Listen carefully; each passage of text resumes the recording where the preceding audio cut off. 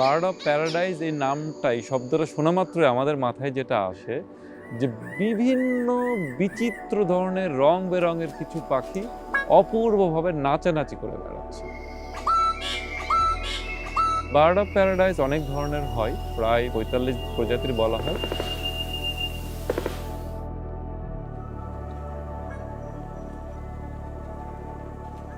যখন আপনি bird of paradise বেশ কিছু দেখবেন, আপনি খুব অবাক হয়ে ভাববেন যে এটা তো কোনো পাখি হতে পারে না, যে ছোট্ট একটু পাখি তার মাথা থেকে এত লম্বা দুইটা পালক বেরিয়ে গেছে, এটা কেন হলো? অথবা তার লেজটা অনেক লম্বা এবং সেখানে লেজের শেষ মাথায় দুটো পালক গজিয়ে গেছে, যেমন king bird of paradise.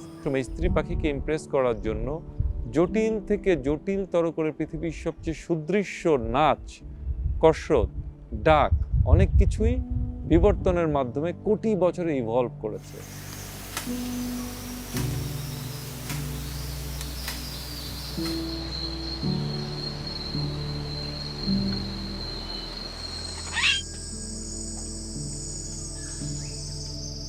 Bird of paradise নিয়ে প্রথমবারের মতো খুব ভালো কাজ করেছিলেন আমাদের প্রাতঃস্মরণীয় বিজ্ঞানী আলফ্রেড রাসেল ওয়ালেস। সেই রাসেল ওয়ালেস যে সমস্ত জায়গায় গিয়েছিলেন, যে সমস্ত পাখি কালেক্ট করেছিলেন, আমরা সেরকম একাধিক জায়গায় গিয়েছিলাম। তাই এই ভ্রমণটা একই সঙ্গে আমাদের কিছুটা ছিল ইতিহাস ছোঁয়ার জায়গা।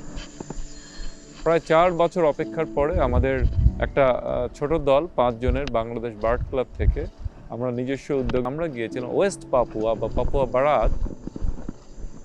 আমাদের ওখানে যাওয়ার মূল উদ্দেশ্যই ছিল সারা পৃথিবীর মানুষের যে একটা স্বপ্নের পাখি, স্বর্গের পাখি বলে আমরা বার্ড অফ প্যারাডাইস, সেই বার্ড অফ প্যারাডাইস দেখার জন্য।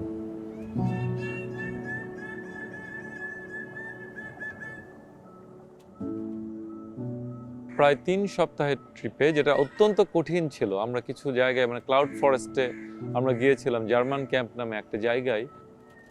সেই ক্লাউড ফরেস্টে খুব ভোরবেলায় উঠে যখন আমরা একাধিক বার্ড অফ প্যারাডাইসের নাচ বা ডিসপ্লে দেখেছিলাম, যেমন ব্ল্যাক সিকলবিল নামে একটা পাখি আছে, তার নাচ চোখের সামনে আমরা ৪৫ মিনিট ধরে দেখেছি। এবং মাঝে মাঝে আমাদের ভ্রম হচ্ছিল যে এটা কোনো পাখি না, কোনো পাখি এরকম করতে পারে না। সে মাঝে মাঝে সাপের মতো পুরো পালক দিয়ে নিজের বডি ঢেকে আঁকিয়ে বাঁকিয়ে গাছে উঠে নেমে, অথবা রেড বার্ড অফ প্যারাডাইস, অথবা 12 বয়ার বার্ড অফ প্যারাডাইস, যেখানে লেজ থাকার কথা, লেজ থেকে ওর 12টা প্লাস্টিকের তারের মতো বেরিয়ে আছে, এবং সে যে কতভাবে নাচতে ডিসপ্লে করতেছে। তো বার্ড অফ প্যারাডাইস এই ট্রিপটা দেখার জন্য পাপুয়াটা আমাদের কাছে একটা অসম্ভব স্মৃতিময় ট্রিপ হয়ে থাকবে।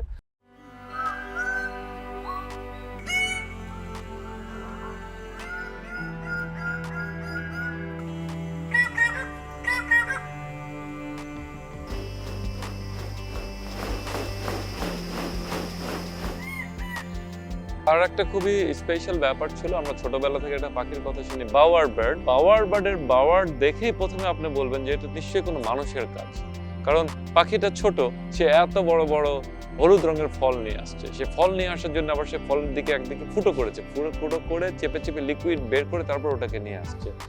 আবার আমরা দুঃখজনকভাবে জার্মান ক্যাম্পের কাছে যেমন দেখেছি প্রচুর প্লাস্টিক, নীল রঙের প্লাস্টিক সে নিয়ে এসে এক জায়গায় রেখেছে, বা বোতলের মুখে এনে এক জায়গায় রেখেছে, লাল রঙের চিপসের প্যাকেট এনে রেখেছে। কিন্তু আমরা দুইটা খুবই অ্যাক্টিভ অপূর্ব বাওয়ার দেখেছিলাম, যেটা ভিডিওতে আপনারা দেখতে পাচ্ছেন।